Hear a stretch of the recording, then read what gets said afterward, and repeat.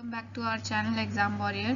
तो जैसे कि मैंने पिछली वीडियो में कहा था आप सबसे, मैं आज आपके लिए टॉपिक्स लेकर आई हूँ डिस्क्रिप्टिव के पेपर के लिए, जो कि आज मैं आपको कराऊंगी लेटर और एसे के टॉपिक्स। कुछ क्वेश्चंस दूंगी, 2 क्वेश्चन जो कि आप मुझे खुद से घर पे करके और मुझे ईमेल एड्रेस पर मुझे मेल करेंगे। वो मैं आपको चेक करके वापस फिर मैं अगली वीडियो में बताऊंगी कि क्या क्या मिस्टेक्स जो आप लोगों ने करी थी।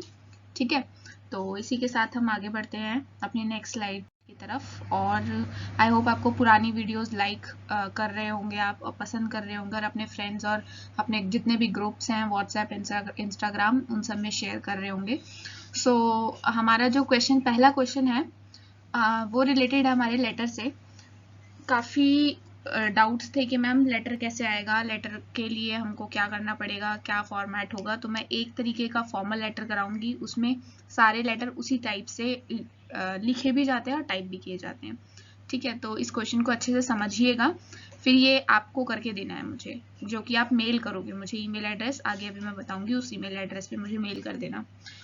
हमारा क्वेश्चन जो पहला है वो है, draft a letter to the editor of a national daily expressing your concern about rising prices. मुद्दा क्या है, क्वेश्चन में क्या कह रहा है कि भाई प्राइस राइज हो रहे हैं, जो है किसी भी चीज़ों के, किसी भी वस्तुओं के जो है कीमतों में वृद्धि हो रही है। ठीक है, और हाँ, इसी के साथ साथ मैं ये भी बोलूँगी कि एक कमेंट आया हुआ था मेरे पास कि मैम आप प्लीज़ हिंदी में भी करा देना। हिंदी में टाइप करना थोड़ा डिफ़िकल्ट हो जाता है। मैं वैसे नॉर्मल ही लैंग्वेज में बोल रही हूँ, आप इससे भी समझ सकते हैं। और बाकी रहे आपको क्वेश्चन को मैं हिंदी में वर्बली बोल दूंगी, वो आप लिख लीजिएगा, नोट डाउन कर लीजिएगा। बेशक आप मुझे हिंदी में ऐसे और लेटर लिख के भेज दीजिए, वो भी चलेगा। ठीक है, तो हिंदी में अगर मैं बोलूँ कि आपको भाई एक लेटर लिखना है, एक पत्र लिखिए to the editor of a national daily express.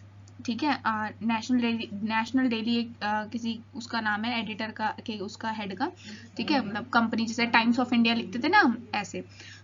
तो उसमें आपको कंसर्न किसके लिए दिखाना है, वो दिखाना है आपको अपना कंसर्न प्राइस राइजिंग के लिए, कि कीमतें बढ़ रही हैं। अब इसमें आप अपने थॉट्स डालना, स्टार्टिंग अच्छी करना, एंडिंग मतलब बॉडी, और उसके ऊपर से आपके फॉर्मेट भी आपको पता होना चाहिए, कितने लाइन स्पेसिंग देनी है आपने, क्या इंडेंटेशन रखना है, कैसे करना है। तो उसके लिए भी मैंने एक सोल्यूशन निकाला है कि मैं आपको एक फॉर्मेट, कंसाइज फॉर्मेट इसी स्लाइड पर समझाऊंगी, उसी बेसिस को पे आपने ये लेटर लिखना है।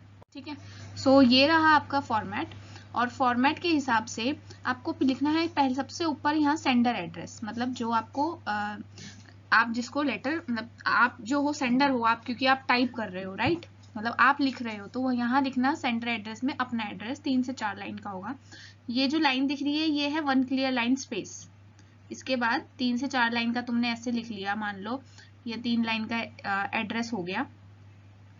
इसके बाद फिर यहाँ पर एक लाइन का स्पेस देना।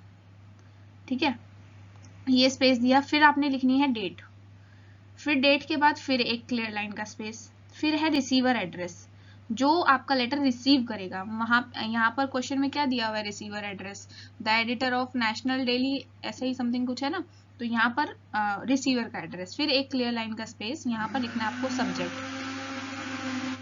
ठीक है, यहाँ लिखना है आपको सब्जेक्ट। सब्जेक्ट जो होगा आपका फुल कैपिटल में आएगा, ये बात ध्यान रखना है। यही फॉर्मेटिंग होती है और इसी फॉर्मेटिंग के आपके मार्क्स गवा देते हो। तो यहाँ पर फुल कैपिटल में आपका सब्जेक्ट आएगा, उसके बाद फिर यहाँ पर 1 क्लियर लाइन का स्पेस आएगा, और फिर सैल्यूटेशन। सैल्यूटेशन मतलब डियर सर, ये डियर मैडम।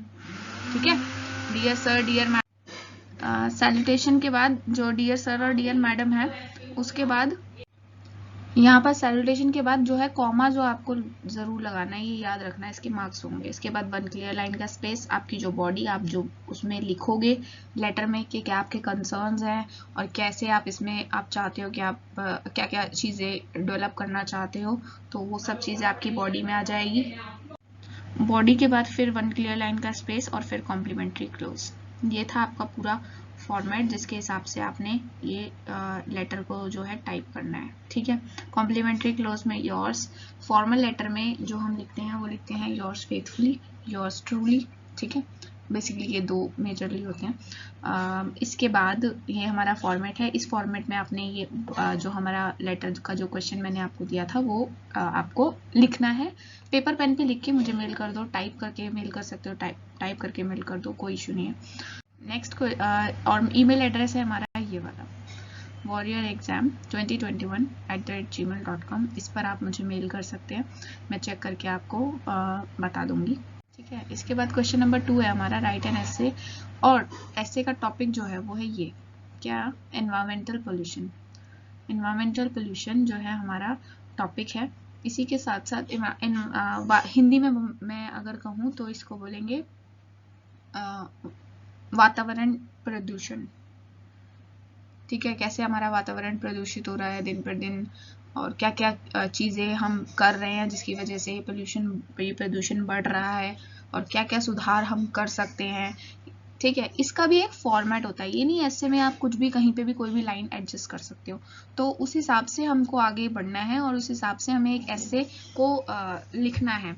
अब ऐसे को लिखने में मार्क्स अब उसने अच्छे दिए हैं एग्जामिनर ने डिस्क्रिप्टिव में, तो उस हिसाब का हमारे ऐसे का कंटेंट भी होना चाहिए। ठीक है, तो वो कंटेंट हम कैसे एक एडजस्ट करेंगे ना, वो point to be included in your एसे। ये चीज़ें तो ज़रूर होनी चाहिए। इंट्रोडक्शन होना चाहिए आपके एसे में, आपके एसे में पॉजिटिव और नेगेटिव एस्पेक्ट होना चाहिए। प्रॉब्लम्स क्या फेस कर रहे हो आप इसकी वजह से, वो भी होनी चाहिए।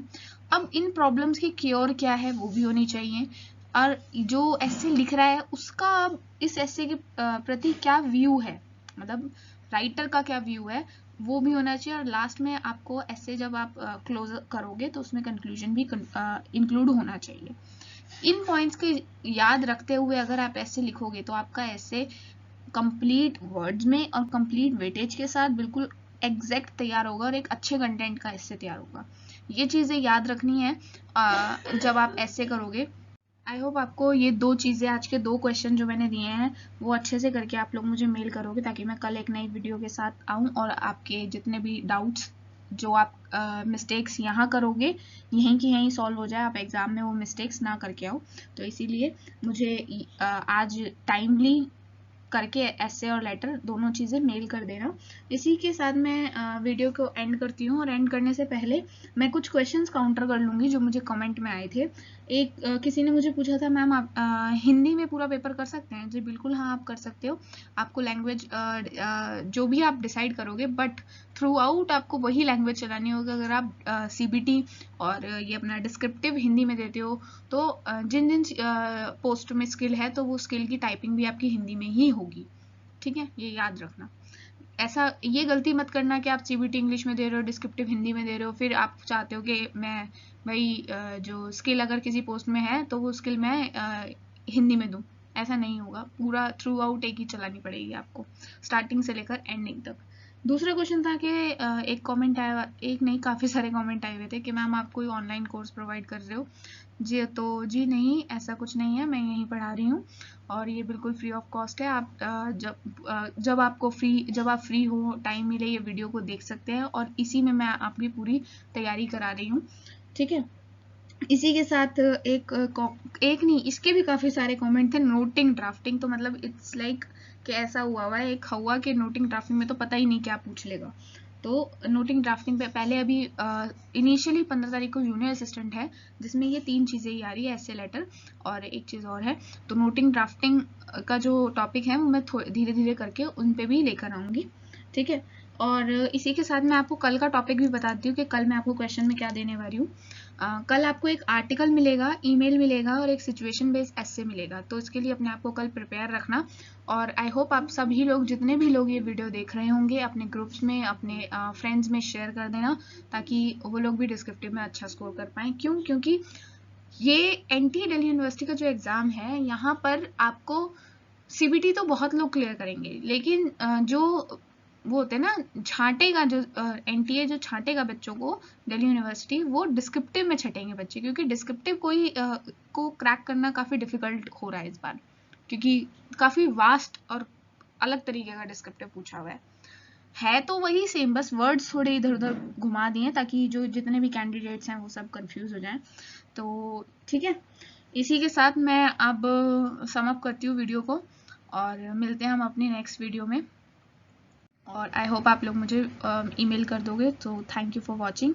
Please like and subscribe our channel Exam Warrior. Thank you, bye bye, take care.